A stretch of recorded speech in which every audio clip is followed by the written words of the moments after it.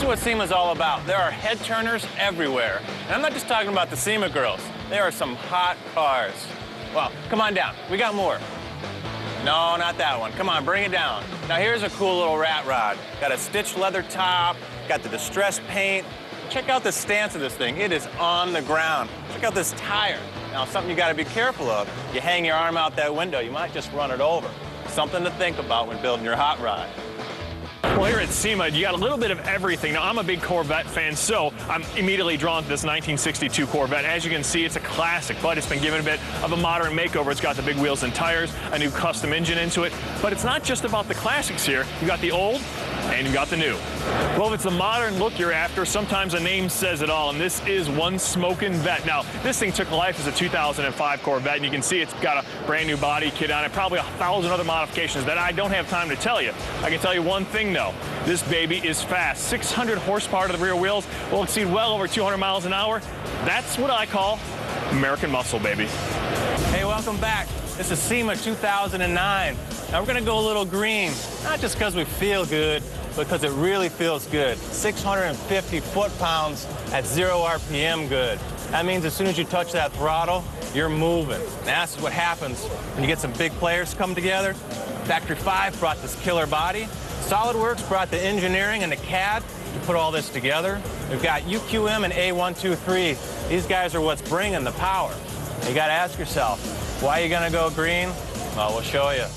It's because of this guy. 1,600 horsepower of blown big block fuel injection fun. Not necessarily green, but I love it anyway. I got about a half a step in the Ford booth. I've already found something really cool. This is a 34 all-steel body from Steve's Auto Restoration and Experimental. It's a great interpretation of an old ride, but what's cool is what's under the hood. We're gonna go check that out. Now, it all starts with this heavy-duty die-cast block. They got a new intake manifold, 4 valves per cylinder, and what really makes the EcoBoost work is the cylinder head and the turbocharger. Now, the turbocharger, it's close coupled, it builds boost really fast, it gives you torque almost instantly all the way across the power band.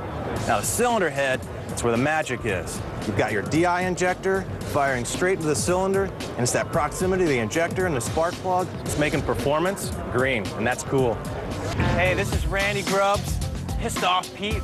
Now, you've seen him before. He's blown us away in the past, and he's done it again today.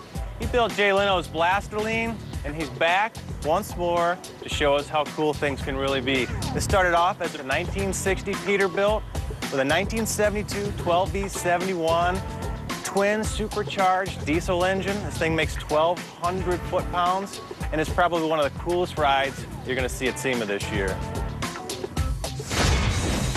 By definition, a rat rod's really just a compilation of some old parts thrown together, kind of haphazardly, right? And you come up with something you can at least drive down the road.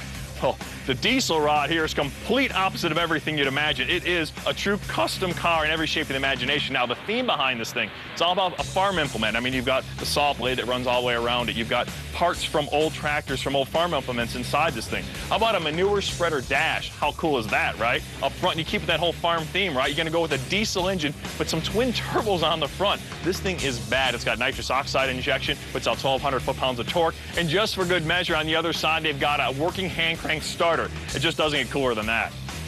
Now, if you've got a car like this, you can't haul it down the road with a normal truck. It's just not going to do it justice. So Steve and the guys have built another masterpiece, and this is what pulls the car down the road. It's awesome. You take a look at this. It's a 47 Diamond T on an 06 Mega Cab chassis, rolling with the 12-valve Cummins. Really cool when you're looking at it from the outside, but it gets even better when you open the door. Now, take a look at this. First thing that jumps out at you, right here on the door, this lambskin on the doors, they've got a lot of hours in this. There's no doubt about that. It's across the dash, on the doors. You've got some cowhide on the back of the seats and up on the ceiling as well. Now you take a look back here, also on the sides and the back side over here, there's some wood on the inside of the door. This is from an old barn.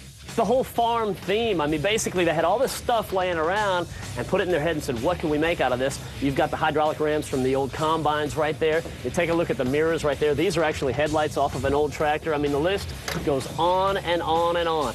Why build one cool thing when you can build two, right? This is one of the coolest pickups I've seen. I've been eyeballing here at SEMA all week. It's a 68 C10. He's got a lot of subtle sheet metal work that's done to it. You may not notice right off because it's kind of a stock look, But really, he's done a whole lot of things. Like he's tucked these bumpers in really nice and tight, used a more modern light. Colors are really cool. It's a really beautiful, deep yellow. It's really straight with the white wheels and really just dumped all the way to the ground, man. Thing's got airbags, literally sitting rails right onto the concrete. And on the inside, one of the subtle things he did too is he actually welded the gauge pod right into the dash. And in the rear, the whole rear section of the truck was leaned forward to match the front. So by having those two parallel angles, gives the truck some motion even when it's standing still. So anyway, really cool job on this pickup.